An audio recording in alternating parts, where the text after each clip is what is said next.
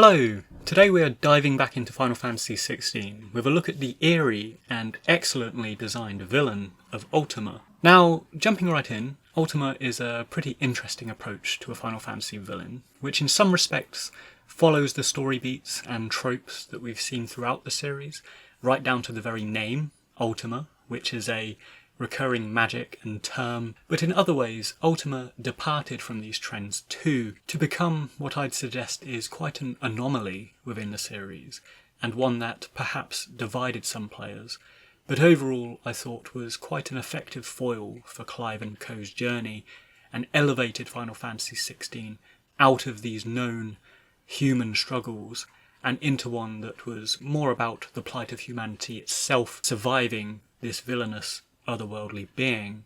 And actually, I remember quite early on in Final Fantasy XVI's reveal, there was talk about it being more akin to something of an Ivalice game than a traditional Final Fantasy,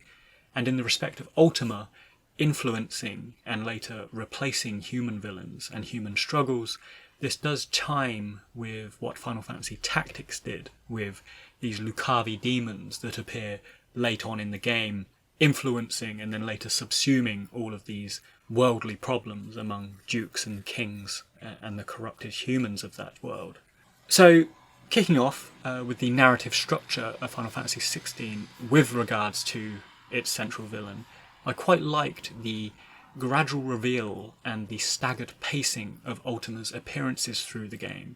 And while much of the attention is initially and rightly given to establishing the warring kingdoms of Rosaria, of Sanbreque, Waloed, and so on, we have these supernatural aspects undulating beneath the surface, and specific characters such as Joshua, such as Cid,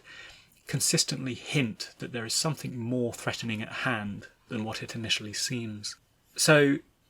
in a way, this follows the same structure of earlier games, where we have mysterious or sparsely seen villains in the first two acts, before the game stories open out into more world-endangering plot points and problems. Whether, for example, that is Sephiroth, or Ultimecia, or Ardyn, or whoever the villain might be. And I think the way they crafted the mystery, particularly in Ultima's first significant appearance at the Sanbreque Mother Crystal, which shifted and pivoted the story into a whole new direction, quite a climactic scene, it was really well done, and unlike traditional Final Fantasy antagonists, which were quite dialogue driven, they were limited visually by the technology and the graphics of the time, I think Ultima's debut really made excellent use of technology and cinematography in particular to offer a very striking, eerie and immediately otherworldly aesthetic vibe, giving it this immediate screen presence that villains struggled to do in quite the same way in the past, owing to those limitations, and they relied much more on, for example, Uematsu's soundtracks to sort of craft this emotive reaction to them, which of course he succeeded in doing very well. And so I think combined with Ultima's screen presence, we have this very deadpan delivery of dialogue and way of speaking. It's completely devoid of humanity in delivery, which combined with its generally unhuman demeanour, I think it instantly gave it this opposition to humanity, this divorced aspect from the humans and the world that we know. And even if we didn't particularly know what Ultima was, or what it wanted at this point in the game, where it was truly revealed, I think it was just a really solid first impression, in my opinion, and I quite liked it. Now, I think what set Ultima apart, aside from this very obviously alien vibe, because, most previous villains that we have in Final Fantasy are kind of more human, albeit magical or supernatural to some degree in some way. Ultima's very obviously sort of removed from that. And actually, as we inch into the game, when we start to understand Ultima's motives, it is for a very, in some respects, I suppose, understandable or even sympathetic cause, which is this sort of survival instinct and self-preservation, because Ultima is equally trying to sort of salvage itself from the blight. But unlike other Final Fantasy villains, which are more human and are more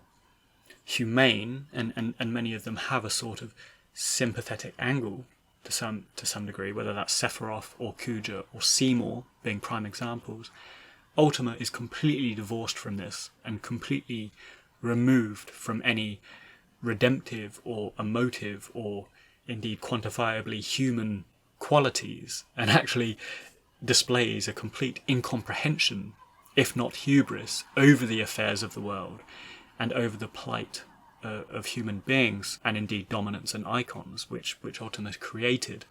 So almost in a sociopathic sense, completely emotionally removed from what these other beings are experiencing. And incidentally, failure to sort of comprehend that they are trying to avoid the same fate that Ultima itself is. So where there was perhaps the potential for Ultima to be framed as something of a more sympathetic villain and a sympathetic character, I actually really like how they went down the route of Ultima being completely removed from anything emotively or knowably human. It's a very unknowable, unsympathetic, and in every respect sort of alien entity, which personally I really liked.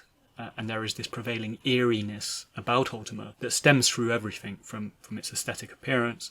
through to its blankness of personality and dialogue. Because, of course, as I say, it emphasises opposition to humanity and being actually the antithesis of everything that humanity is representing and fighting to preserve. And I think this was a great, if simple, theme, really, to sort of carry through the animosity between Clive and Ultima. Now, that said, Ultima is not without flaws as a villain. I think some fans felt it was a bit untethered from the nucleus of plot and characters, particularly Clive, which I don't necessarily agree with, and I put this down to familiarity with previous Final Fantasy games, which often have a history or a relationship or some other, perhaps quite tenuous connection between hero and villain. Noctis and Ardyn in the previous canonical title being an example of that, which brings the personal and the macro arcs full circle between hero and villain. And I think a prime example of another villain that's criticised for this is Ultimisia from Final Fantasy VIII, who had very little personal bearing and personal relationship to our heroes. And this drew criticism back in the day, and I think kind of stoked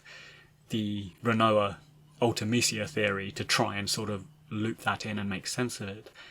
But personally, I don't mind this sort of thing. I think it's fine that Ultima is removed from our heroes, sort of, in terms of relationships. And I think Ultima affects so much of the wider world, such as the warring kingdoms and the figureheads of state, such as Barnabas and Sylvester. I think it had enough skin in the game, it had enough influence and subtle hand in events to be legitimately considered to be an involved villain. And personally, my only gripe came towards the end game, when Clive and Ultima started psychoanalyzing one another and delving into concepts such as logos and consciousness and stuff like that. Because while it is important to this relationship between humanity and its creator god Ultima, and it does play into those existential themes that Final Fantasy is renowned for, I think that while I am a fan of that sort of thing, it feels like something that a game critic might read into and deconstruct from a game text, rather than that being the actual dialogue exchange had in the game, if that makes any sense. I think it was very academic and unwieldy to introduce and have as an actual dialogue exchange between hero and villain. And I think they could have used,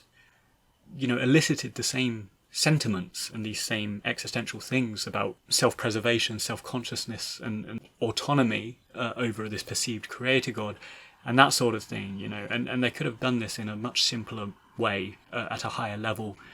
or simply more simplified language, to communicate Ultima's dismay at humanity, and Clive in particular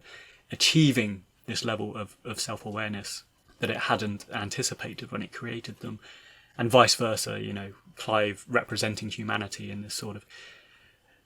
desire to sort of thrive and survive and become masters of their own destiny, I suppose. So,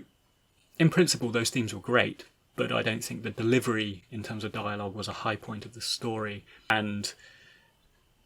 Japanese media, you look at anime, you look at certain stories that are conveyed through even Japanese movies, as they build up and conclude, they do tend to get very unwieldy and very verbose in terms of its thematic delivery. I think I finished Attack on Titan anime series last year, and I think that's a prime example again where Attack on Titan started really solid,